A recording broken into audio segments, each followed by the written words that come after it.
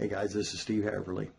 This is a short video I want to make and give to you today to explain a little bit about what I wrote to you the other day in the last email concerning the differences between genders and how difficult it could be to communicate with your spouse or your mate in your marriage or your love relationship, whatever it may be.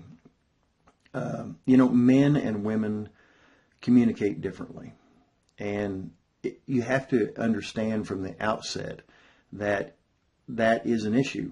That is something that is. You're not going to change that. So, understanding from the very beginning that we have differences, and the way we have differences in our lives are going to affect the way we communicate, not only with other people, but with each other in relationship to the fact that we have different genders. Male and female, for the most part, don't think the same way. We don't talk the same way. We don't communicate with other people in the same way. That's not good. That's not bad. It is. It is. So we have to understand that's the way it is. We just need to deal with the circumstances at hand. Now, especially men, we're going to be tempted to come up with all kinds of reasons why, well, she's just dumb, she doesn't get it, because if she just understood, if she would just think logically, the way I think or whatever, well, that's a man talking, that's a caveman talking. And it's okay to have those feelings, but we have to realize we're not on the right track. Same way with women, if he would just feel what I feel, if he would just understand what I'm going through and the way things are, he just doesn't have enough compassion in this and that, and maybe he doesn't, but that's not the issue either.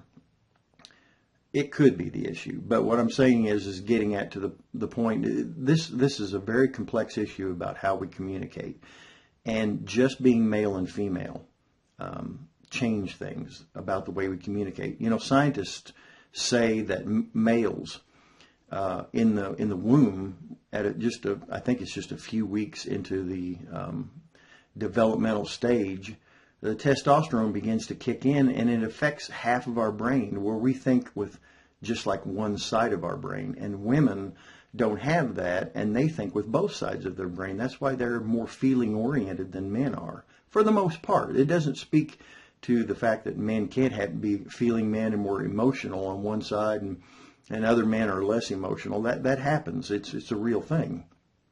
And there are ladies that think very logically and unemotionally and make decisions based on facts and figures and very little based on emotion, which is not, generally speaking, the norm for women. But those are exceptions. Those are people that are, not the stereotypical male or female. So when we're dealing with our mate or significant other, your friend, whoever it may be, especially of the other gender, we got to realize and deal with facts as they are. We're not talking about how we would like for them to be. We're talking about what is the raw material that I have to work with. Men generally think more logically and analytically, and women think a little bit more emotionally. Another thing is important to remember, that men generally think about now and in the future, while women generally think about now and in the past.